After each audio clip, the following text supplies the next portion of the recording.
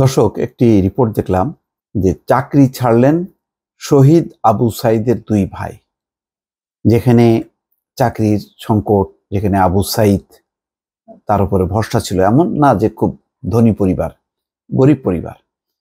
সেখানে আবু সাইদের মৃত্যুর পর, অর্থাৎ শহীদ হওয়ার পর, তার দুই ভাইকে চাকরি দিয়েছিল একটি গ্রুপ, খুবই আলোচিত গ্রুপ, বসুন্ধরা গ্রুপ। কিন্তু তারা সেই চাকরি ছেড়ে দিয়েছে। যখন বসুন্ধরা গ্রুপ তাদেরকে চাকরি দেয়, তখনই কিন্তু আমার ধাক্কা লেগেছিল যে এইটা ঠিক, তাদের দরকার আছে চাকরি, কিন্তু এই গ্রুপটা তো যায় না। মানে যেই আবু সাইদ লড়াই করলো, সংগ্রাম করলো, সেই আবু সাইদের দুই ভাই চাকরি করবে এমন একটা প্রতিষ্ঠানে, যেই প্রতিষ্ঠানের কর্ণধাররা শেখ হাসিনার সহযোগী ছিলেন। একেবারে বলা যায় দোসরদের সহযোগী না, উৎসাহদাতা। এবং নিশ্চয়ই এর মধ্যে শুনেছেন যে আকবর সোবহান, তার যে চেয়ারম্যান, তার বক্তব্য কি পরিমাণ অ্যাগ্রেসিভ। বলছেন যে তারা শেখ হাসিনার সঙ্গে থাকবেন, শেখ হাসিনার মৃত্যুর পরেও থাকবেন।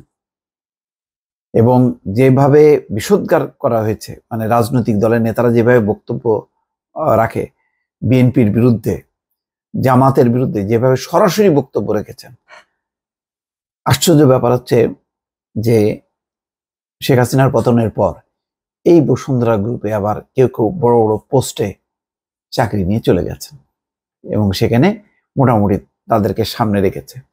যদিও বলা যাবে না যে এই বসুন্ধরা গ্রুপের সঙ্গে বিএনপি বা অন্তর্বর্তী সরকার আপোষ করেছে, বরং তাদের একটু দৌড়ের উপরে রেখেছে। বেশ তাদের কাছ থেকে পাওনা আদায় করা, তাদের জমি দখল টখল, নানান বিষয় নিয়ে আস্তে আস্তে আসছে। ঠিক সেই রকম সময় 3 মাসের মাথায় এসে শহীদ আবু সাইদের দুই ভাই তারা চাকরি ছাড়লেন।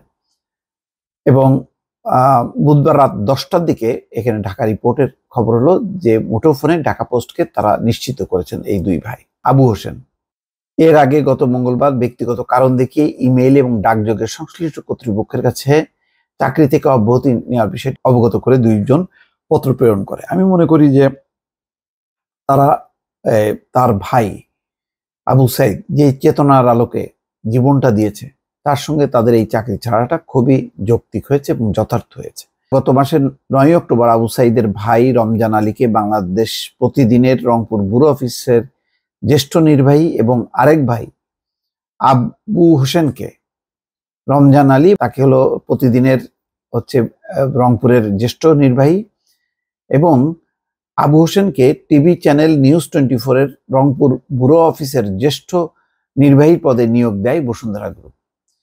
এদিন বসুন্ধরা গ্রুপের চেয়ারম্যান আহমেদ আকবর সোবহানের পক্ষ থেকে ইস্ট ওয়েস্ট মিডিয়া গ্রুপের নির্বাহী পরিচালক মোহাম্মদ ইয়াসিন হোসেন পাভেল পীরগঞ্জের বাবনপুরে শহীদ আবু সাইদের গ্রামের বাড়িতে যান। সেখানে আবু সাইদের দুই ভাই আবু হোসেন এবং রমজান আলীর হাতে নিয়োগপত্র তুলে দেন তিনি। হয়তো তখন তারা তাৎক্ষণিকভাবে বোঝে নাই, পরে হয়তো তারা টের পেয়েছে যে তাদের এইটা হচ্ছে একটা, তাদের হাতে বিষ তুলে দেওয়ার মতনই হয়েছে, যে যারা শেখ হাসিনার সহযোগী, সেই সহযোগীদের সমর্থিত যে মানে সরকারের হাতেই তো তার ভাই নিহত হয়েছে। ফলে এই সহযোগীদের প্রতিষ্ঠানে চাকরি করা যাবে না, এই চেতনাটা তারা বুঝতে পেরেছে এবং অনুধাবন করতে পেরে তারা চাকরি থেকে ইস্তফা দিয়েছে, যদিও প্রকাশ্যে কারণ বলেনি। এই সময় নির্বাহী পরিচালকের সঙ্গে ছিলেন বাংলাদেশ প্রতিদিনের head of marketing Salauddin Ahmed. এই নিয়োগপত্র গ্রহণ করেন শহীদ আবু সাইদের বাবা মকবুল হোসেন। এই সময় শহীদ আবু সাইদের বাবা মকবুল হোসেন, মা মনোয়ার হোসেন, বোন সুমি বেগম সহ প্রতিবেশী এবং অন্য স্বজনরা উপস্থিত ছিলেন। ওই দিন আবু সাইদের ছোট বোন সুমি খাতুনকে চাকরি দেয় বেগম রোকেয়া বিশ্ববিদ্যালয় কর্তৃপক্ষ। দেখেন, বেগম রোকেয়া বিশ্ববিদ্যালয় কর্তৃপক্ষ আবু সাইদের ছোট বোন সুমি খাতুনকে চাকরি দিয়েছে। সে তো চাকরি ছাড়ে নাই, কারণ এটা রংপুর রোকেয়া বিশ্ববিদ্যালয়, এখানে ছাত্ররা আন্দোলন করেছে এবং একটা গৌরবোজ্জ্বল ইতিহাস ধারণ করে আছে এই বেগম রোকেয়া বিশ্ববিদ্যালয়। সুতরাং এটাকে এই চাকরিটা ঠিকই সুমি ইসলাম যে সে কিন্তু সেটা বজায় রেখেছে, কিন্তু অন্য দুই ভাই তারা বসুন্ধরা থেকে অব্যাহতি দিয়েছে। এদিকে চাকরি পাওয়ার 1 মাসের মাথায় অব্যাহতি নেওয়ার কারণ জানতে চাইলে আবু হোসেন বলেন, তারা 2 ভাই ব্যক্তিগত কারণ দেখে চাকরি ছেড়ে দিয়েছেন। বিষয়টি অবগত করতে বসুন্ধরা গ্রুপের সংশ্লিষ্ট কর্তৃপক্ষকে ইমেইল এবং ডাকযোগে অব্যাহতিপত্র পাঠিয়েছে।